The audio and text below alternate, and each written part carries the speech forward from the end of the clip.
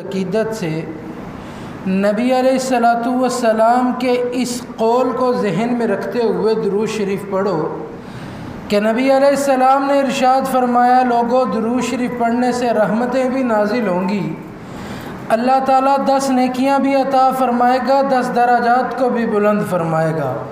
بڑی محبت سے درود شریف پڑھیے۔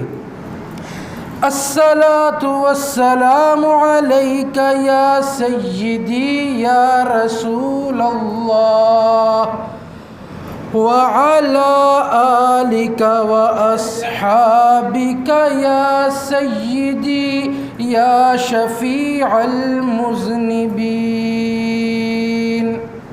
شکریہ۔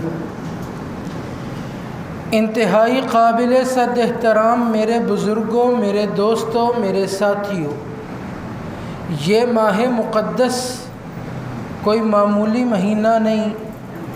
آج غالباً ستمبر کی 2 تاریخ ہے۔ 7 ستمبر سن 1984 میں، سن 1974 میں تمام پاکستان کے علماء نے یہ مل کر پارلیمنٹ میں یہ قرارداد منظور کروائی تھی۔ بڑی بحث مباحثہ ہوئی، بڑی محنت ہوئی، پورے ملک میں مسلسل جلسے ہوئے۔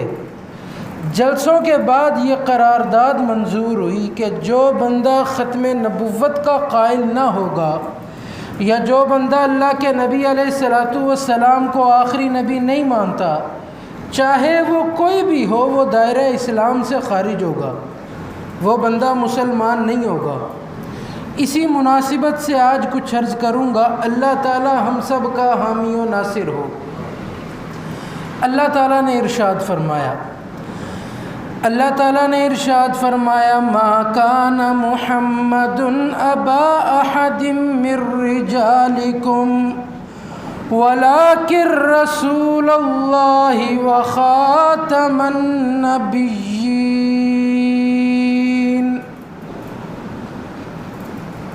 کسی بھی آیت کو سمجھنے سے پہلے سب سے پہلے یہ سمجھنا ضروری ہوتا ہے کہ یہ آیت آئے کیوں، نازل کیوں ہوئی، اس کا سیاق و سباق کیا ہے، اللہ تعالیٰ نے کس موقع پر یہ آیت نازل فرمائی۔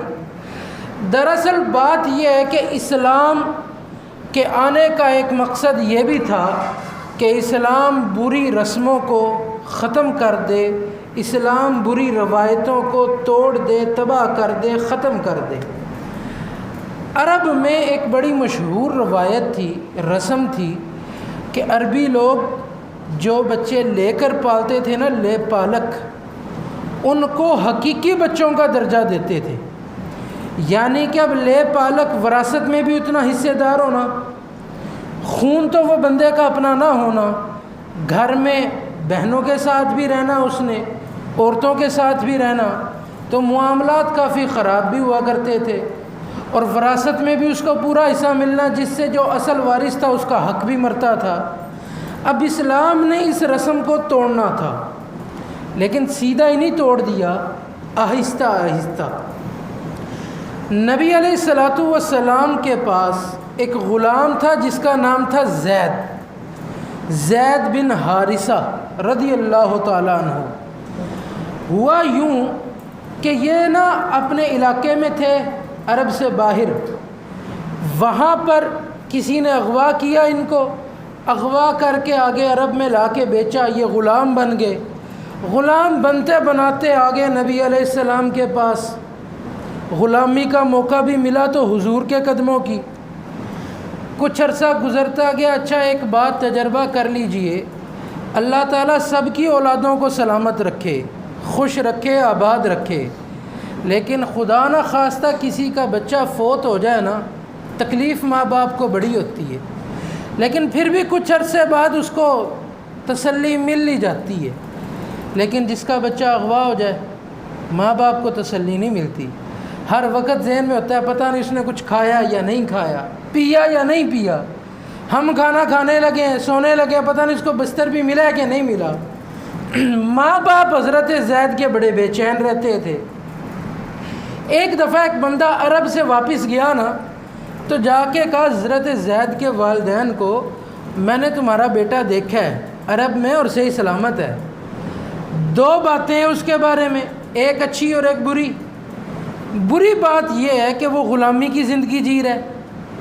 اچھی بات اس کے بارے میں یہ ہے کہ جو اس کا مالک ہے وہ عرب کا سب سے بہترین شخص اس کا مالک ہے۔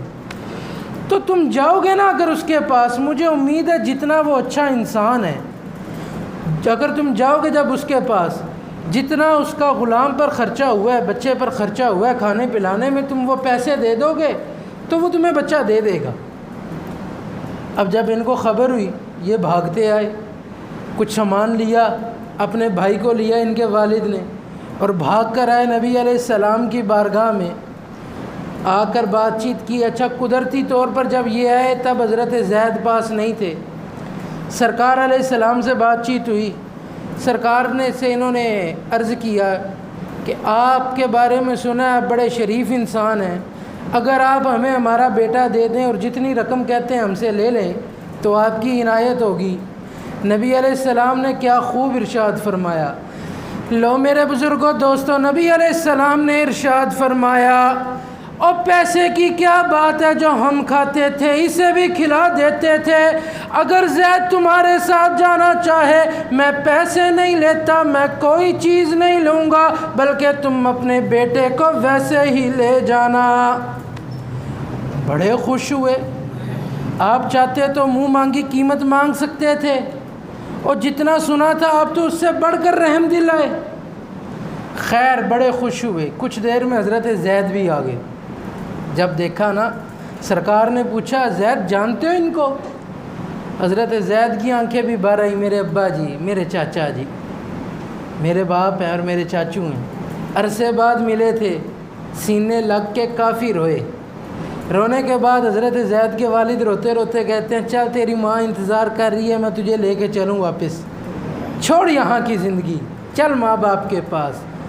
جب حضرت زید نے یہ سنا نا، دل بڑا کھینچا، کہا نبی علیہ السلام کا در چھوڑنا پڑے گا اور یہ گھر چھوڑنا پڑے گا۔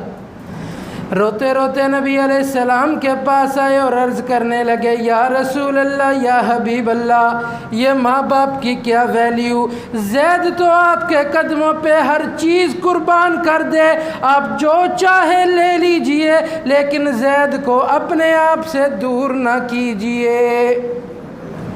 کیا ہی خوب کسی شاعر نے اس پہ کہا ہے، تیرے ٹکڑوں پہ پلے غیر کی ٹھوکر پہ نہ ڈال، تیرے ٹکڑوں پہ پلے غیر کی ٹھوکر پہ نہ ڈال، جھڑکیاں کھائیں کہاں، جھڑکیاں کھائیں کہاں، چھوڑ کے صدقہ تیرا۔ حضرت زید نے کہا، یا رسول اللہ، یہ در نہیں چھوٹتا۔ باپ پھر اٹھا، پہلے تو غصے میں کہنے لگا، زید اپنے ماں باپ پہ غیر کو ترجیح دیتا ہے۔ حضرت زید بھی کہنے لگے، جس کو تو غیر کہہ رہے نا والد، ابا جی، جس کو آپ غیر کہہ رہے ہیں وہ اپنوں سے بڑھ کر خیال رکھنا جانتے ہیں، میں نہیں یہ در چھوڑ سکتا۔ لو میرے بزرگوں دوستو، حضرت زید کے والد کہنے لگے، آج مجھے ایک بات کا غم بھی ہے، ایک بات کی خوشی بھی ہے۔ غم مجھے اس بات کا ہے کہ زید نے اپنے ماں باپ کے ساتھ جانے کا انکار کر دیا، خوشی مجھے اس بات کی ہے کہ وہ اس بندے کے پاس ہے جو ہم سے زیادہ زید کا خیال رکھنے والا ہے۔ کہہ دیجئے سبحان اللہ۔ اعلیٰ حضرت اس پر فرماتے ہیں، غم زدوں کو رضا مجدہ دیجے کے ہیں، غم زدوں کو رضا مجدہ دیجے کے ہیں، بے کسوں کا سہارا ہمارا نبی، بے کسوں کا سہارا ہمارا نبی۔ یار زمانہ بڑا عجیب و غریب ہے، کوئی اٹھتا ہے تو اٹھ کے کہہ دیتا ہے فلاں SHO میرا سہارا، کوئی کہہ دیتا ہے DSP میرا سہارا، کوئی کہہ دیتا ہے MNA میرا سہارا، کوئی کہہ دیتا ہے MPA میرا سہارا، کوئی کہتا ہے وزیر میرا سہارا، کوئی کہتا ہے امریکہ میرا سہارا۔ اور سنیوں بے فکر ہو جاؤ، رسول اللہ ہمارا سہارا، غمزدوں کو رضا مجدہ دیجئے کہ ہیں بے کسوں کا سہارا ہمارا نبی۔ جب حضرت زید کا یہ جواب سنا نا نبی علیہ السلام نے، سرکار بڑے خوش ہوئے۔ سرکار نے بازو پکڑا حضرت زید کا، لے گئے مسجد نبوی میں اور آ کر کہا لوگوں سن لو، آج کے بعد زید بن حارثہ اس کو کوئی نہ کہے، آج کے بعد یہ میں محمد الرسول اللہ کا بیٹا ہے، اس کو سارے زید بن محمد کہا کریں گے۔ سرکار نے اتنی محبت فرمائی۔ اچھا اب کیا رسم تھی، کیا رواج تھا؟ لے پالک بیٹے کو اپنا نام بھی دینا ہے، اپنی وراثت میں بھی حصہ دینا ہے، سارا رواج تھا۔ اللہ تعالیٰ نے ارشاد فرمایا ادعوہم لآبائہم، نا محبوب پیارے نا، ان کو ان کے اپنے اصل والد کے نام سے پکارو۔ یاد رکھیے ہمارے ہاں بھی جب کسی بچے کو لیا جاتا ہے پالنے کے لیے تو اس کے والد کا نام اس کے ساتھ لگے گا، جو اصل والد ہے۔ لے پالک جس نے لیا ہے وہ نہیں ہوگا، اس کا گارڈین کا نام نہیں لگے گا۔ نبی علیہ السلام نے کچھ دیر بعد حضرت زید کی شادی کروائی اپنے ہی خاندان میں حضرت زینب کے ساتھ۔ قصہ مختصر بات عرض کرتا چلوں، حضرت زید کی اور حضرت زینب کی بنی نہیں۔ اچھا سرکار علیہ السلام نے پہلے کیا نام دیا تھا؟ زید بن محمد، یہ میرا بیٹا ہے۔ پھر جب نام اتر گیا، حضرت زید کے دل میں تکلیف بڑی تھی کہ رسول اللہ کا نام اتر گیا ساتھ۔ اللہ تعالیٰ نے اس تکلیف کا بھی ازالہ فرمایا۔ بڑے بڑے صحابہ کی بڑی بڑی شانیں، حضرت ابو بکر صدیق کی علیحدہ شان، حضرت عمر فاروق کی علیحدہ شان، عثمان غنی ذوالنورین کی علیحدہ شان، مولا مشکل کشا کی علیحدہ شان، لیکن پورا قرآن پڑھ لیجئے، نہ حضرت ابو بکر صدیق کا نام ہے، نہ حضرت عمر فاروق کا نام آیا، نہ حضرت عثمان غنی کا نام، مولا مشکل کشا کا نام آیا، تو صرف حضرت زید کا۔ پورے قرآن میں یہ واحد صحابی ہیں جن کا نام ہے۔ اچھا سرکار نے ان کا نکاح فرما دیا اپنے خاندان میں۔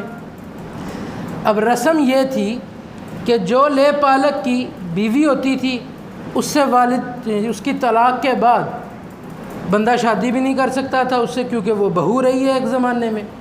اب اسلام نے یہ رسم توڑنی تھی، سرکار نے کروائی شادی، قدرتی طور پر وہ بات نہ بنی، وہاں ہو گئی طلاق۔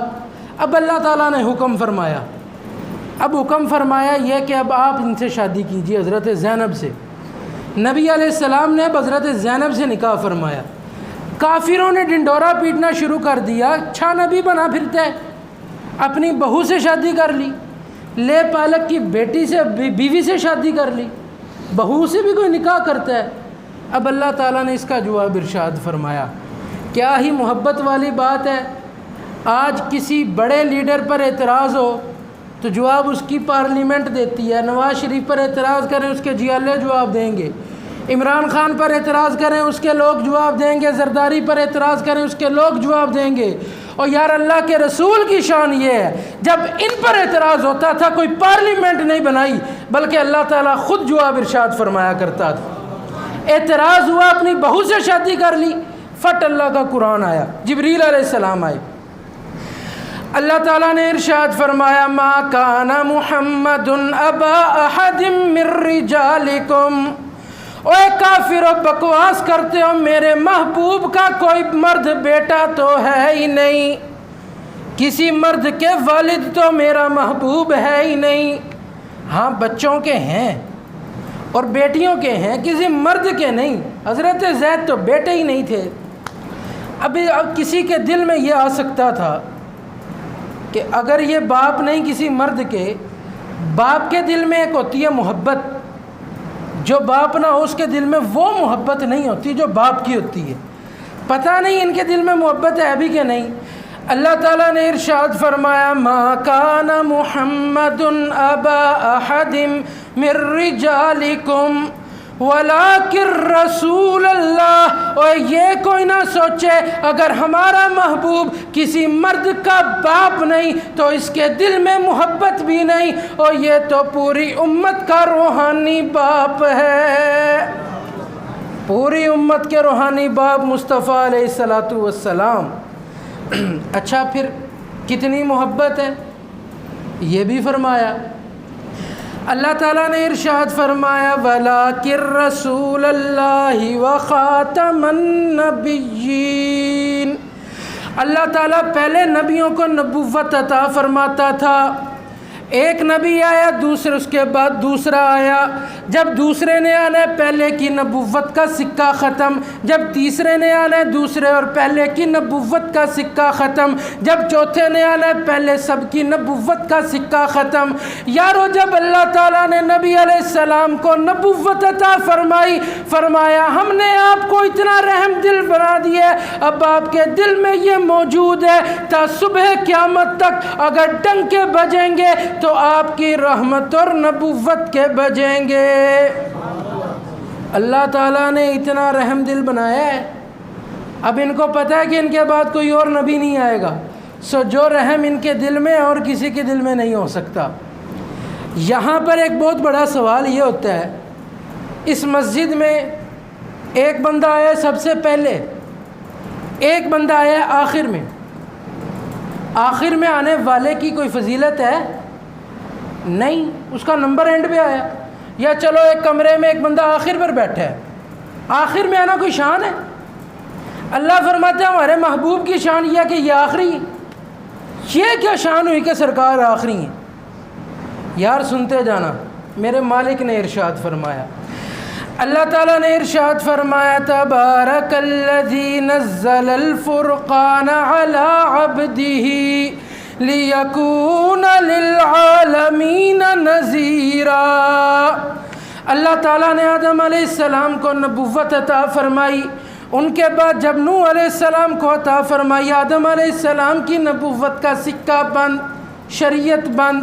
نوح علیہ السلام کے بعد اللہ تعالیٰ نے جس کو نبوت عطا فرمائی اس نے ساری نبوتوں کا پہلے سکہ بند کر دیا۔ جب بھی نبی آتا پچھلی نبوتیں بند کر دیتا، نبی بند ہو جاتے۔ لیکن اللہ فرماتا ہے جب ہم نے محبوب کو نبوت عطا فرمائی اب کوئی ایسا نہیں آئے گا جو اس کے حکم کو منسوخ کر سکے، جو یہ کہے انہوں نے تو یہ کہا تھا، اب یہ نہیں ہوگا۔ اب تا صبح قیامت اگر ڈنک بجیں گے تو وہ نبی علیہ الصلوۃ والسلام کے بجیں گے۔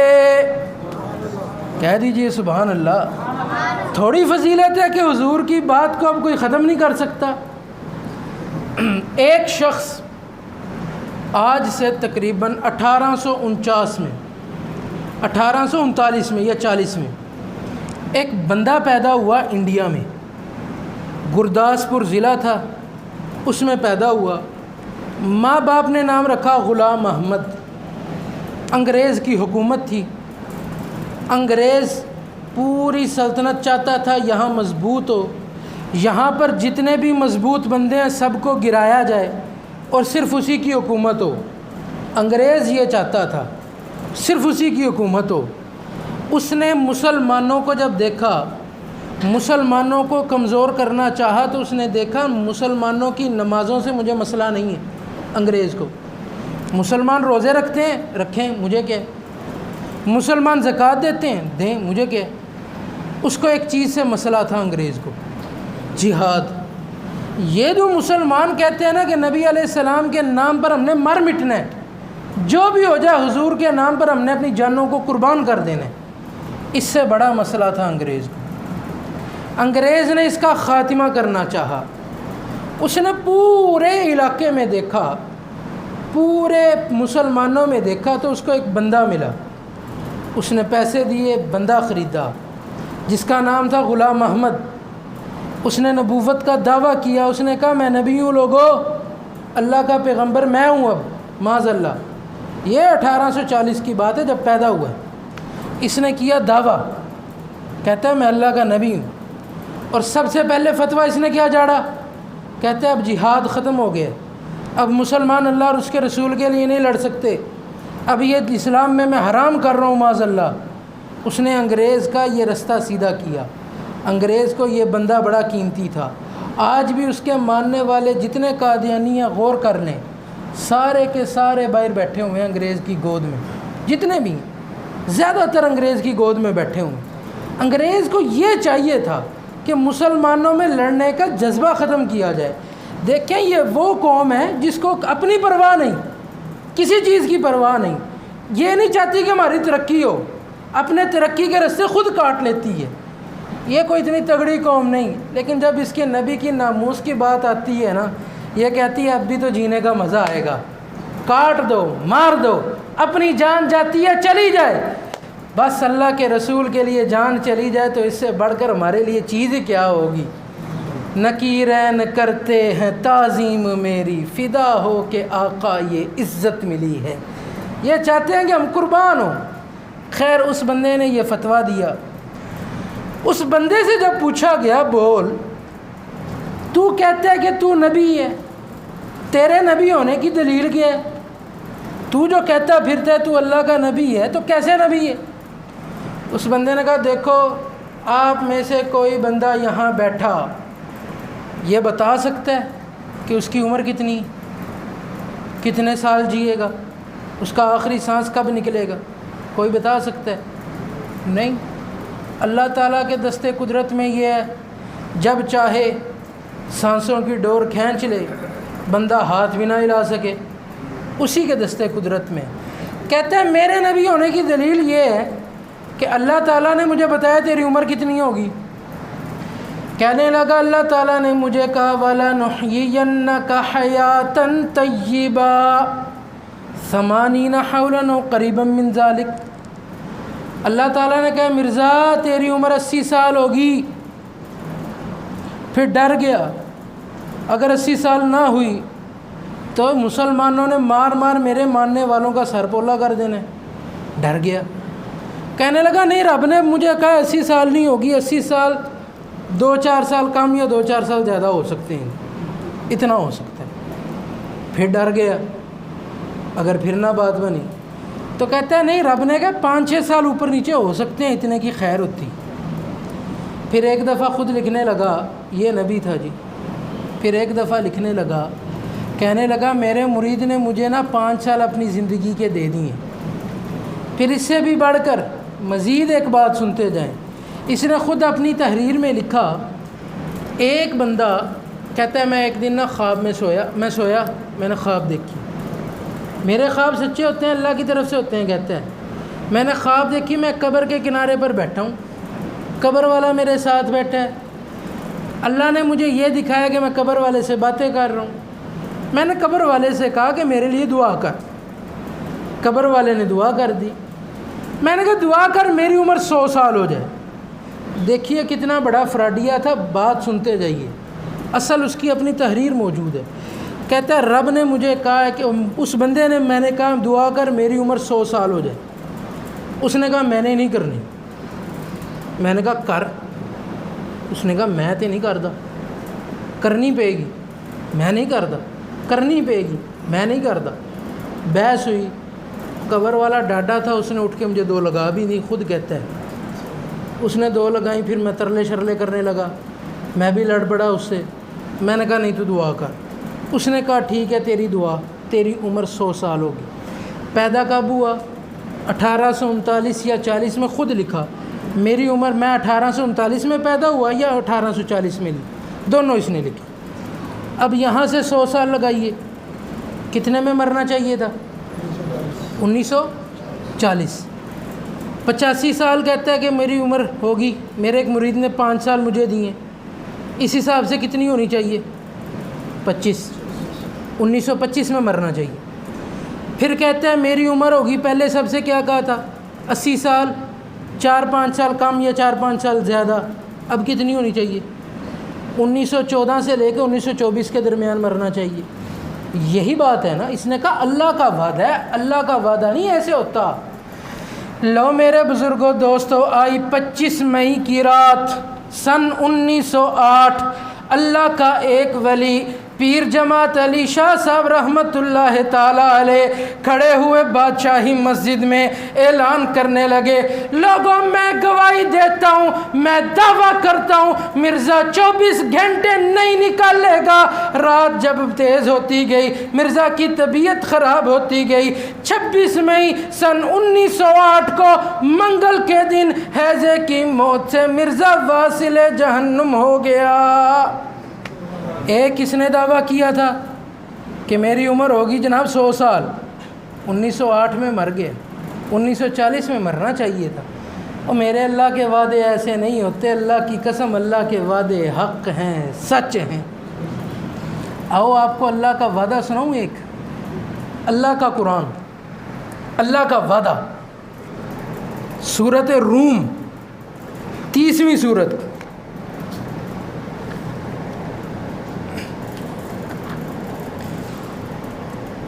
عرب کے بارڈر پر 2 تھے ریاستیں، ایک تھی فارس، ایک تھی روم۔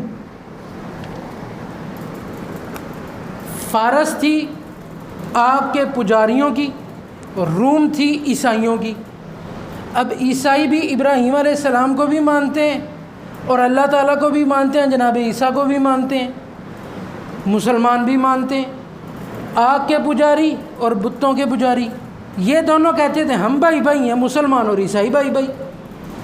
فارس اور روم کی ہوئی جنگ، اللہ کا وعدہ سنیے گا، فارس اور روم کی ہوئی جنگ بڑی شدید، فارس نے روم کو ہرا دیا۔ اب مشرکین مکہ نے تانا مارا، ہوئے ہمارے بھائیوں نے تمہیں کیسا دھویا، تمہارے بھائیوں کو کیسا مارا، مزہ آیا کہ نہیں؟ انہوں نے مارے تانے، اللہ کا قرآن آ گیا۔ ابھی یہ تانے مارے، اللہ تعالیٰ کا قرآن آ گیا۔ اللہ تعالیٰ نے ارشاد فرمایا، الف لام میم غلبت الروم، رومی ہار گئے، فی ادنی الارض وهم من بعد غلبهم سیغلبون۔ اب تو رومی ہار گئے، لیکن ایک وقت آئے گا ان قریب رومی پھر سے جیتیں گے۔ اللہ نے وعدہ فرمایا، یا اللہ یہ فرما کب جیتیں گے؟ ان قریب تو بہت پتہ نہیں کتنا عرصہ ہے۔ اللہ تعالیٰ نے ارشاد فرمایا، فی بضع سنین، 3 سالوں سے لے کر 9 سال کے اندر اندر کے لفظ کو کہتے ہیں بدع۔ فرمایا 9 سالوں کے اندر اندر جیتیں گے یہ۔ اچھا، للہ الامر من قبل ومن بعد، پہلے بھی تو اللہ کا حکم چلتا تھا، اب بھی اللہ کا حکم چلے گا۔ پہلے بھی اللہ نے حکم فرمایا تھا تو رومی ہارے، اب بھی اللہ نے حکم فرمانا ہے تو رومی جیتیں گے۔ یا اللہ دن بتا، سال تو بہت ہوتے ہیں، کس دن رومی جیتیں گے وہ دن بتا۔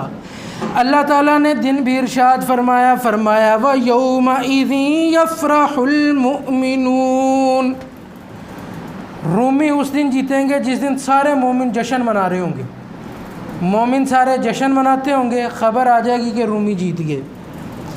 یا اللہ جشن کس چیز کا منائیں گے؟ اللہ تعالیٰ نے فرمایا، بِنَصْرِ اللَّهِ، مومن جشن منائیں گے کہ اللہ کی مدد آ گئی، اس دن رومی جیتیں گے۔ حضرت ابو بکر صدیق نے جب یہ آیتیں کافروں کو پڑھ پڑھ کے سنائی نا، کافر نے کہا لہ رومی جیتیں گے فارس سے، ہمارے بھائی تگڑے ہیں، ہم ہی جیتیں گے، دیکھ لینا تم۔ کہا نہیں رومی جیتیں گے، نہیں فارس جیتیں گے، نہیں رومی جیتیں گے، فارسی جیتیں گے۔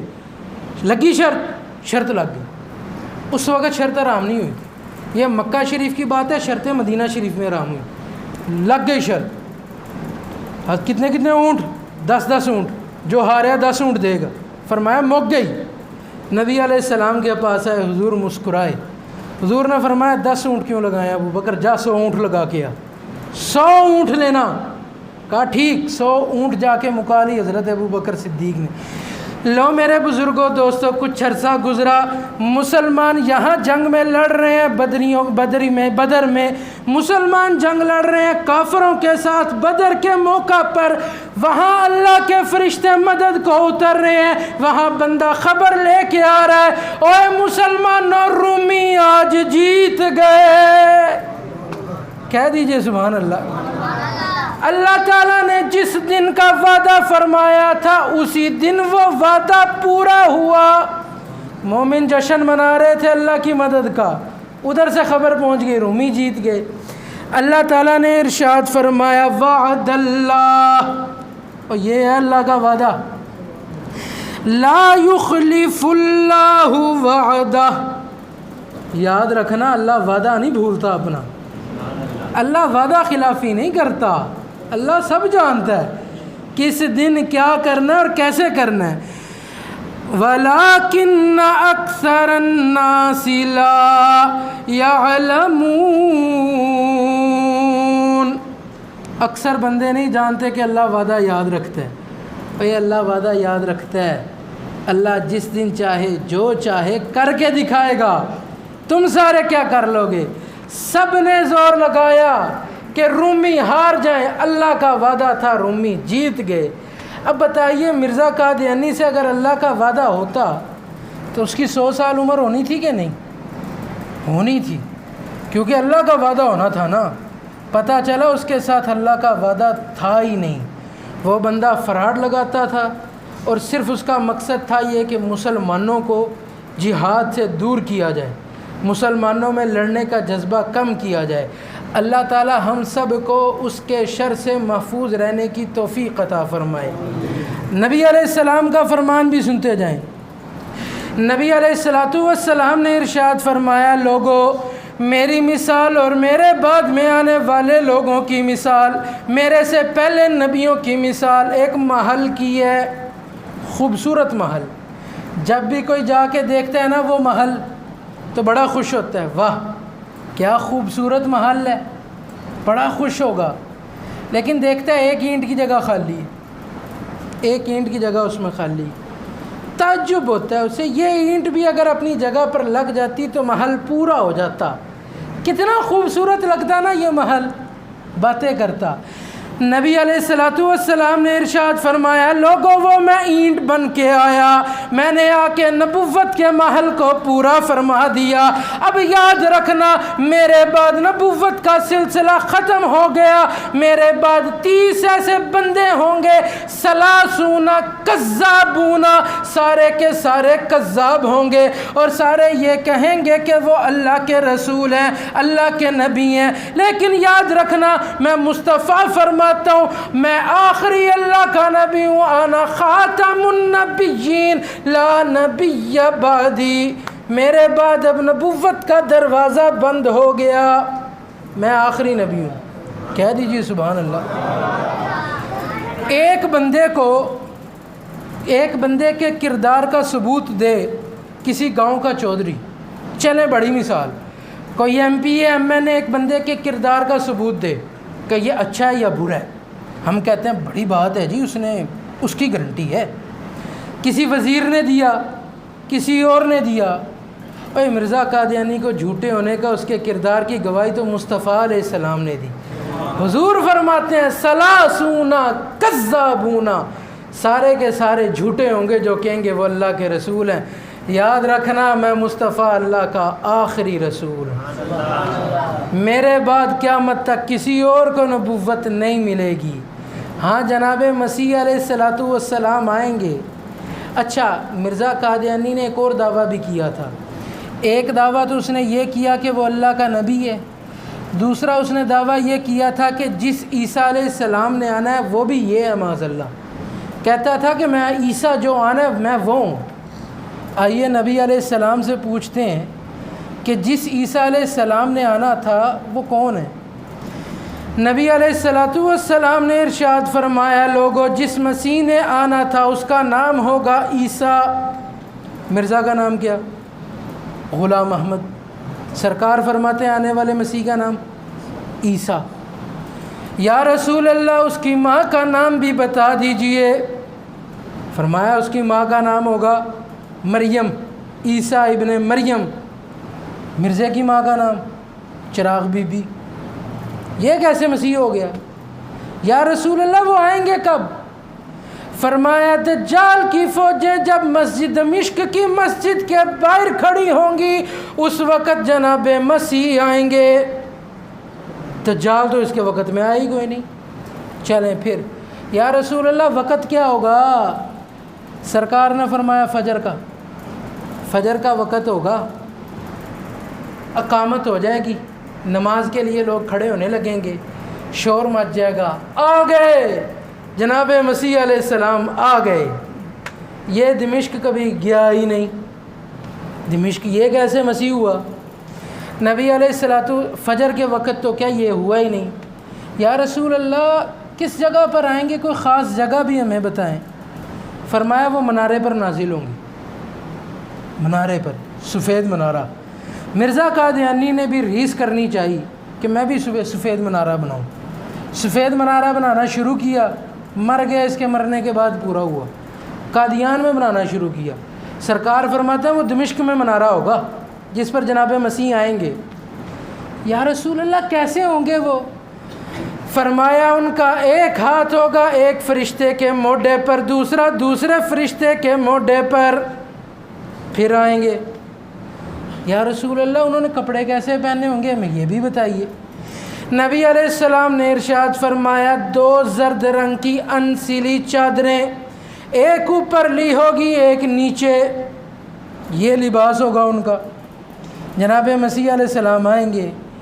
نبی علیہ السلام نے ارشاد فرمایا کیف انتم اذا نزل ابن مریم فیکم و امامکم منکم، او میری امت تمہاری شان اس دن دیکھنے والی ہوگی جب جناب مسیح علیہ السلام آئیں گے نماز کے وقت اور مصلی امامت پر میرا امتی جلوہ گر ہوگا۔ جناب مسیح فرمائیں گے میں پہلی نماز پڑھوں گا امتی کے پیچھے۔ وہ امتی کون ہوں گے؟ امام مہدی، وہ نماز پڑھائیں گے پہلے۔ امام مہدی کہیں گے اللہ کے پیغمبر آپ نماز پڑھائیے، فرمائیں گے نہیں، پہلی نماز کا چسکا تو یہ ہے کہ میں بھی نبی علیہ السلام کے امتی کے پیچھے پڑھوں۔ پہلی نماز حضرت مسیح علیہ السلام اللہ کے پیغمبر ہو کے امتی کے پیچھے پڑھیں گے۔ مرزا کہتے ہیں کہ میں اللہ کا نبی ہوں، پھر یہ کیسے ہوا؟ مسیح کیسے یہ بنا؟ سرکار تو اکیلی بات بتا رہے ہیں۔ اچھا یا رسول اللہ ان کے بالوں کا رنگ بھی بتائیے نا ہمیں، بال کیسے ہوں گے ان کے؟ نبی علیہ السلام نے ارشاد فرمایا ان کے بال گھنگرالے ہوں گے، جس طرح گول گول نہیں گھنگرالے بال ہوتے۔ اچھا یا رسول اللہ وہ کیسے ہوں گے؟ نبی علیہ السلام نے ارشاد فرمایا نہائے نہیں ہوں گے لیکن بال اس طرح چمکتے ہوں گے جیسے ابھی نہا کے نکلے، اس طرح بال چمکتے ہوں گے۔ یا رسول اللہ پھر نبی علیہ السلام نے ارشاد فرمایا جب نماز پڑھا کے مسجد سے نکلیں گے سامنے دجال کی فوج ہوگی، دجال موجود ہوگا۔ جناب مسیح فرمائیں گے اوے دجال اگر تجھے پہلی نظر میں نہ ماروں تو جا مجھے بھی مریم کا بیٹا نہ کہنا۔ جناب مسیح فرماتے ہیں میں دیکھوں گا دجال کو، نمک کی ڈلی ڈالے نا پانی میں کس طرح کھرتی ہے، یا چربی جس طرح کھرتی ہے۔ نبی علیہ السلام نے ارشاد فرمایا جناب مسیح کی نظر پڑے گی اس سے پہلے دجال پگھلنا شروع ہو جائے گا۔